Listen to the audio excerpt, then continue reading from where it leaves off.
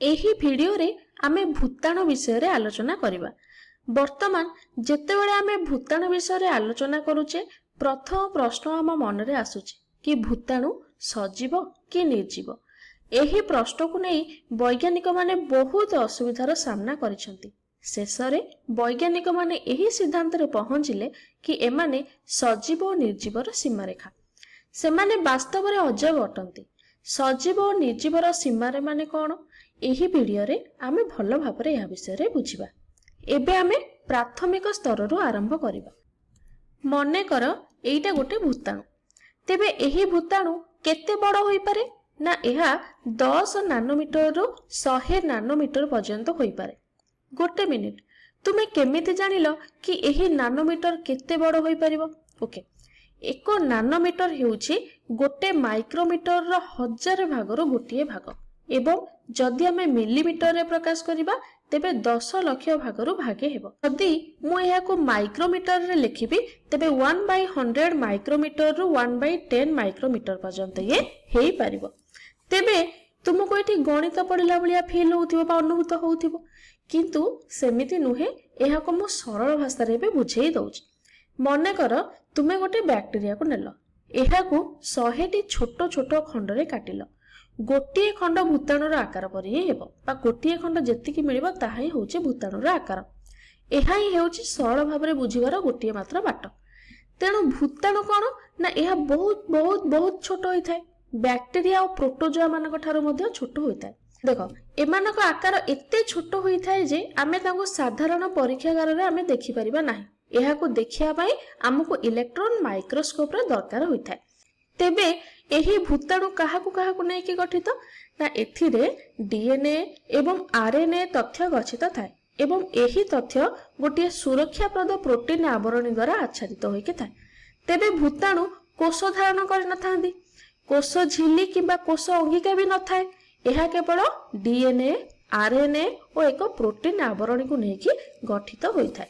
तेणु एहा को आमे सजीव कहि परिबा नाही, काहे कि ना एथिरे कोष न थाए, माइटोकॉन्ड्रिया न थाए, न्यूक्लियस न थाए, ए सब जिंस न थाए। एबे चलो देखिबा भूताणु कोन कोन काम करे एवं किपरि करे। मने कर मु एठी गोटे भूताणुटे नेली, देखो मु एई बळी चिन्ह रे को सूचित कली एवं मु बहुत सारा कोष एमदी नेली, ता चारि पाखरे बहुत सारा कोष एमदी मु अंकन करछि। काहे कि ना आमे बहु कोषीय, तेणु बहुत सारा कोष हम भितर अछि। जेते बेले एही भूताणुटे जीवंत कोषर बाहर एई बळी भाबरे अछि, एठी कोष बाहर ही अछि ना, ताले यह किछि करि परिबो नाही। किंतु जेते बेले जीवंत कोष मध्यरे प्रवेश करि जिवो ताले ये सक्रिय होई जिवो एवं यह जीवंत कोष मध्यरे प्रवेश करिया परे आमे सेही कोष को अतिथि कोष हिसाब रे आमे नेई थाउ बा अतिथि कोष बोली कहि थाउ। किछि किछि आधार कोष मध्य कहि थांती जेउठी भूताणु अतिथि अटे। ताले एठी कोन हेला अतिथि कोष आमे देखिले बा आधार कोष बा ताको आमे इंग्रजी रे होस्ट सेल बोली कहि थाउ।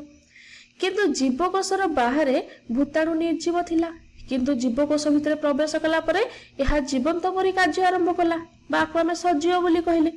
ताले अतिथि कोष भितर हमकु कोन कहले सजीव बोली कहले। एहा अतिथि कोष मध्यरे निजर प्रति नकल बनाए बा निजर एक नकल बनाई थाए बा बहुत सारा नकल बनाई थाए। एठारे लक्ष्य कर मु नकल शब्द व्यवहार करूची, प्रजनन शब्द व्यवहार करू नाही। काहे कि ना एठी कोष नाही, तेनु प्रजनन हबनी। किंतु डीएनए आरएनए रे आमे नकल होई थाए। तेबे भूताणु किपरि नकल करि थाए, शक्ति केउ ठारु पाई थाए ना एहा एही अतिथि कोष बा आधार कोष जाहाको आमे इंग्रजी रे होस्ट सेल बोली कहूचे सेही ठारु ही शक्ति पाई थाए एवं एही अतिथि कोष बा आधार कोषर जंत्रपाति को से व्यवहार करिकि निजर नकल तयारी करे हला। तो एठी देखो बहुत सारा नकल तयारी कला, अतिथि कोषर यांत्रिक उपकरण को नै कि बनेला। ए यांत्रिक उपकरण कोन ना एठी विभिन्न प्रकार अंगिका बा कोष अंगिका को यांत्रिक उपकरण कहिछि। तेबे बहुत सारा भूताणु गोटे अतिथि कोष बा आधार कोष मध्य रे हेई गेले। एबे भूताणु से अतिथि कोष को क्षय करबा आरंभ करिवो, तार नाश करबा आरंभ करिवो एवं अन्य तापरे एठी नाश कर सला परे पाखरे थिबा आउ एक कोष को मध्य आक्रमण करिवो, ताकू विनाश करिवो हैला। तो एही प्रक्रिया त्वरान्वित होई थाए। निजर नकल तयारी करी कोषर क्षय करिथांती। तेणु कोषरे कोन हबो बा शेषरे कोन हुए ना सेही कोषर शरीर रे बहुत सेही कोष द्वारा कोन हबो ना पाखापाखि सब कोष गुडा क्षय होई जिवो एवं आमे असुस्थ अनुभव करे। एबे चलो प्रकृत प्रश्न को फेरी जिबा। आमे कहिथिले एही भूताणु सजीव और निर्जीवर सीमा अटे। ताले या विषय चलो आमे देखिबा।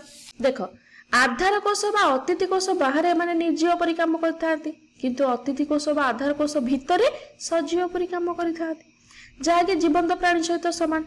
एबे मु तुमको भूताणुर किछि चित्र देखौछि। ये हेउछि इन्फ्लुएंजा भूताणु, जहाँ को आमे इलेक्ट्रॉन माइक्रोस्कोप तले देखिकी तार चित्रटीए नैचे। ये हेउछि रोटा भूताणु बा रोटा भाइरस, जहाँकि पिला मानव क्षेत्र में डायरिया करिथाय। तापरे कोरोना भूताणु, जहाँकि 2020 रु 2022 मध्य जो तांडव रचीथिला आमे जानिचे। एही समय रे मनुष्य को बहुत किछि शिखिबा को मध्य मिलिछि।